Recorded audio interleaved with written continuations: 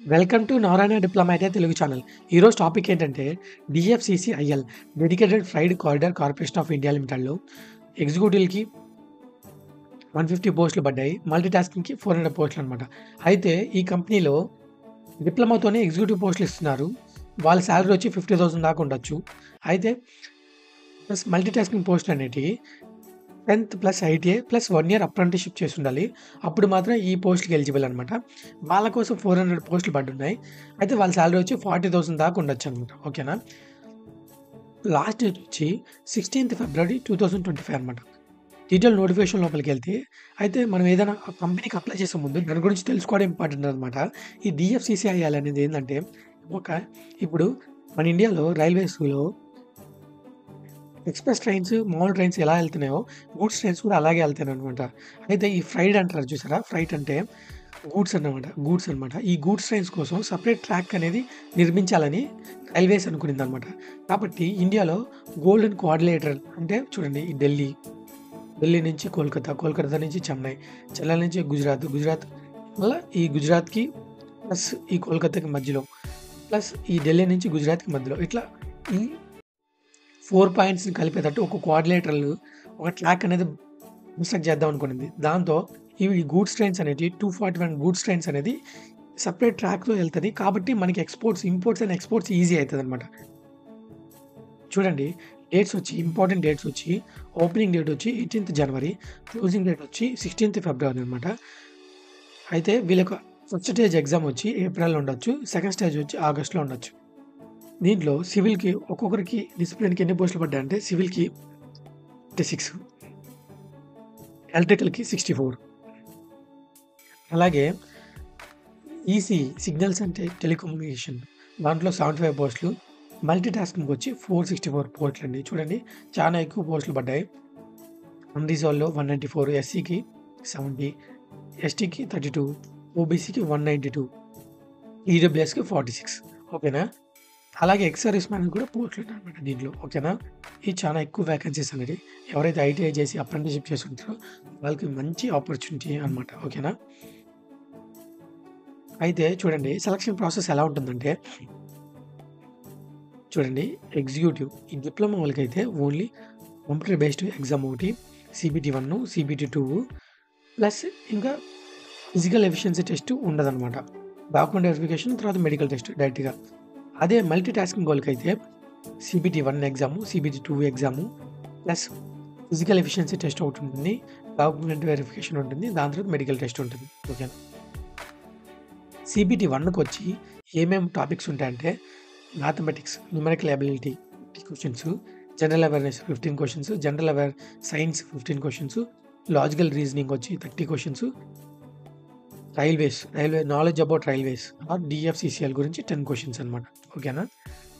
ఇదేం లేదు. డీఎఫ్సీసీఎల్ వికీపీడియా చదువుకున్నా గానీ ఈ 10 క్వెషన్స్‌కి ఆన్సర్ చెప్పొచ్చు. ఓకేనా? సెకండ్ స్టేజ్ వచ్చి 120 క్వెషన్స్ మల్టిపుల్ చాయిస్ క్వెషన్స్ ఉంటాయన్నమాట. ఇది మన డిసిప్లిన్ ఉంటది కదా! దాని గురించి అడుగుతారనమాట. ఓకేనా? ఇది స్టేజ్ 1, స్టేజ్ 2 ఉంటది. అయితే ఎలా అప్లై చేయాలో కూడా నేను చూపిస్తాను. ఓకేనా? డీఎఫ్సీసీఎల్‌కి ఎలా అప్లై చేయాలో చూపిస్తాను చూడండి. నేను మీకు ఈ వీడియోలో ఒక లింక్ ఇచ్చాననమాట. ఆ లింక్‌ని గూగుల్‌లో ఇక్కడ పేస్ట్ చేసి ఎంటర్ కొట్టారంటే ఈ పేజ్ ఓపెన్ అయితదనమాట. ఈ పేజ్‌లో ఇక్కడ రైట్ సైడ్‌లో రిజిస్టర్ అని కనపడుతుంది చూసారా? ఫస్ట్ రిజిస్ట్రేషన్ మీద క్లిక్ చేయాలనమాట. ఏ దానికైనా మనం అప్లై చేసే ముందు ఫస్ట్ రిజిస్టర్ అవ్వాలి. దాని తర్వాత మన డీటెయిల్స్ ఫిల్ చేయాలనమాట. ఓకేనా? ఫస్ట్ రిజిస్ట్రేషన్ చేద్దాం అనమాట. ఇక్కడ రిజిస్ట్రేషన్ ఫస్ట్ చూడండి ఎగ్జిక్యూటివ్ సివిల్ అయితే సివిల్, ఎలక్ట్రికల్ అయితే ఎలక్ట్రికల్. నేను ఎలక్ట్రికల్ మీద క్లిక్ చేస్తున్నాను అనమాట. పోస్ట్ కోడ్ ఆటోమేటిక్‌గా తీసుకునింది. క్యాండిడేట్స్ ఫుల్ నేమ్ ఎంటర్ చేస్తాం అనమాట. ఇక్కడ క్యాండిడేట్స్ ఫుల్ నేమ్ ఎంటర్ చేయాలి.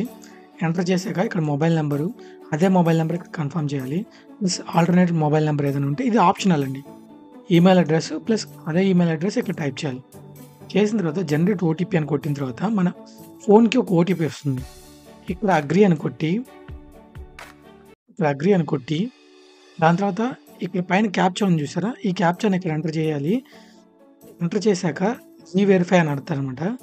వెరిఫై చేసిన తర్వాత రీవెరిఫై మీద ప్రెస్ చేస్తే మనకి మన నేమ్ కరెక్టా కాదా? మన ఫోన్ నెంబర్ కరెక్టా కాదా? లేదా మన ఈమెయిల్ అడ్రెస్ కరెక్టా కాదా అని అడుగుతదనమాట. అప్పుడు అప్పుడు ఓకే. మనకి అన్నీ కరెక్ట్‌గానే ఉన్నాయనిపిస్తే సబ్మిట్ కొడితే అప్పుడు మనకొక రిఫరెన్స్ నంబర్ అనేది వస్తది. ఆ రిఫరెన్స్ నంబర్‌తో మనం తిరిగి ఇక్కడ లాగిన్ అని కనపడుతుంది చూసారా? ఈ లాగిన్ మీద క్లిక్ చేయాలనమాట. ఇప్పుడు నేను నా డీటెయిల్స్ మళ్ళా ఎంటర్ అయితాను చూడండి. ఇక్కడ చూడండి. ఆ డీటెయిల్స్ అనేది లాగిన్‌లో క్లిక్ చేసిన తర్వాత ఇక్కడ క్యాప్చా ఎంటర్ చేయాలి. చేసిన తర్వాత ఇక్కడ లాగిన్ అని క్లిక్ చేశాను. క్లిక్ చేశాక చూడండి ఫస్ట్ అప్లికేషన్ డీటెయిల్స్ కనపడుతున్నాయి. ఇక్కడ పైన టాప్ రైట్‌లో గో టు అప్లికేషన్ అని కనపడుతుంది చూసారా? దీని మీదకెళ్ళాలనమాట. ఎళ్ళాక ఇక్కడ నుంచి మన అప్లికేషన్ ఫిల్ చేయడం అనేది స్టార్ట్ అయితదనమాట. ఓకేనా? చూడండి ఎలిజిబిలిటీ క్రైటీరియా.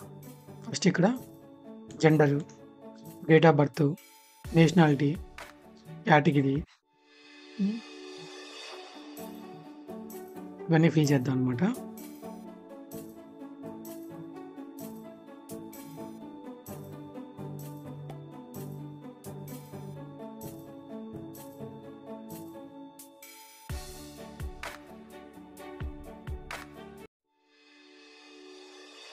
ఓకేనా?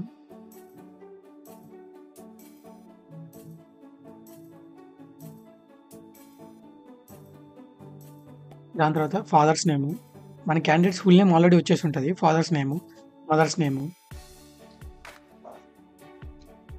మ్యారేజ్ స్టేటస్,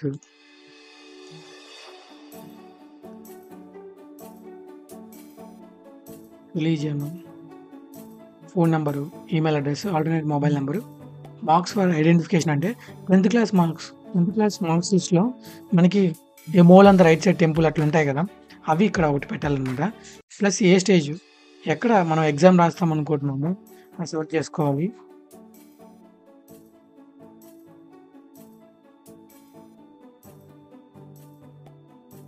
ఓకేనా? నెక్స్ట్ వచ్చి సెకండ్ స్టేజ్ కూడా ఎక్కడ రాయాలనుకుంటున్నాం మనం ఎగ్జామ్ అది కూడా ఇక్కడే అడుగుతున్నాడనమాట. ఓకేనా?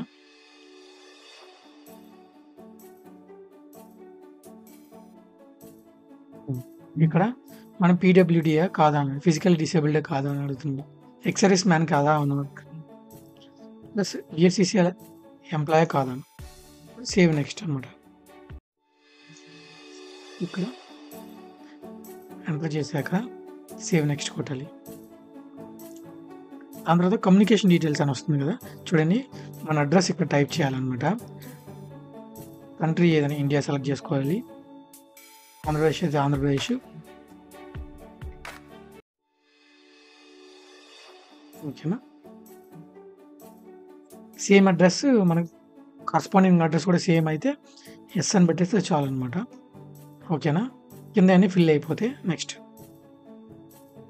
క్వాలిఫికేషన్ డీటెయిల్స్ ఇక్కడ state board of secondary education 10థ్ అయితే 10థ్‌ది ప్లస్ ఇన్‌స్టిట్యూట్ నేము మన 10థ్ క్లాస్ స్కూల్ నేమ్ ఉంటది కదా! అది ఇక్కడ టైప్ చేయాలనమాట.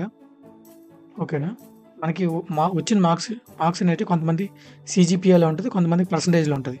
అది ఇక్కడ ఎంటర్ చేయాలి. ప్లస్ 600కి అయితే 600కి మాక్సిమం మార్క్స్ అని ఉంటది కదా! అవి ఇక్కడ మార్క్స్ ఎన్నొచ్చాయి ఇక్కడ ఔట్ ఆఫ్ 600 ఇలా పెట్టుకోవాలనమాట. పర్సెంటేజ్ అదే కాలిక్యులేట్ చేసుకుంటది. అలాగే ఎసెన్షియల్ క్వాలిఫికేషన్ డిప్లొమా అయితే diploma, specialization electrical, institute name ఇక్కడ టైప్ చేయాలి. యూనివర్సిటీ నేమ్ ఇక్కడ టైప్ చేయాలి. దాంట్లో మనకి మార్క్స్ సర్టిఫికేట్ ఉంటది కదా! దాంట్లో date of certificate issue certificate ఉంటది చూసారా? అది ఇక్కడ పెడితే చాలనమాట. దాంట్లో కూడా పర్సెంటేజే కదా! అని చెప్పి ఉంటదనమాట. దాంట్లో మార్క్స్ ఎన్నొచ్చాయి ప్లస్ మాక్సిమం మార్క్స్ ఎన్ని. ఓకేనా? అది మనం ప్రెజెంట్ వర్క్ చేస్తున్నామా లేదా? లేదు కదా! కాబట్టి ఇట్లా అనమాట. సేవ్ అండ్ నెక్స్ట్ అనమాట.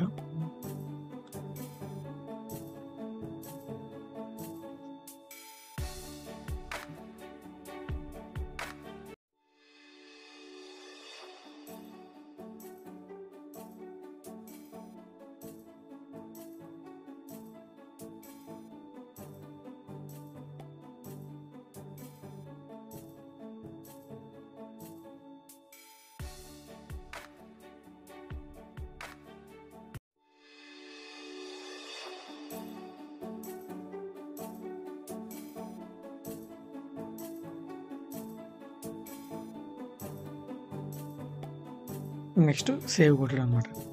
ఓకేనా? ఇప్పుడు డాక్యుమెంట్స్ చూడండి. డాక్యుమెంట్స్ వచ్చి first passport size photo upload చేయాలి. తర్వాత స్కాన్డ్ సిగ్నేచర్ ఉండాలి. ప్లస్ లెఫ్ట్ థంబ్ ఇంప్రెషన్ అనేది ఒక వైట్ పేపర్ మీద పెట్టి అది కూడా అప్‌లోడ్ చేయాలనమాట. అలాగే 10థ్ క్లాస్ మార్క్ లిస్ట్ ఉంటది కదా! అది అప్‌లోడ్ చేయాలి. ప్లస్ డిప్లొమా అయితే డిప్లొమా సర్టిఫికేట్ ఇక్కడ అప్‌లోడ్ చేయాలనమాట. ఓకేనా? ఇవి ఎంత సైజ్ అప్‌లోడ్ చేయాలని చూడండి. ఇక్కడ మార్క్ పెట్టయితే ఇక్కడ చూడండి 1 ఎంబీ కన్నా తక్కువ ఉండాలి ఇది. ఇది కూడా ఇది 1 ఎంబీ కన్నా తక్కువ ఉండాలి. ఇది 50-80 కేబీ లోపు ఉండాలి. ఇదొచ్చి 50-80 కేబీ లోపు ఉండాలి. ఇదొచ్చేసి పాస్‌పోర్ట్ సైజ్ ఫోటో అనమాట. ఈ డైమెన్షన్స్‌లో ఉండాలి. చూడండి 3.5 సెంటీమీటర్స్ ఇంటూ 4.5 సెంటీమీటర్స్. ఓకేనా? ఇలా చేసి పేమెంట్ మోడ్ ఆన్‌లైన్ అని సెలెక్ట్ చేసుకోవాలి. ప్లస్ ఇయన్నీ కూడా టిక్‌లు పెట్టేయాలనమాట. టిక్‌లు పెట్టేసి ఇది ఉన్నాయి కదా! ఈ క్యాప్చా ఎంటర్ చేసిన తర్వాత మన పేమెంట్‌లోకి తీసుకెళ్తారనమాట. అక్కడ పేమెంట్ కొట్టేసి సబ్మిట్ కొట్టామంటే మనకి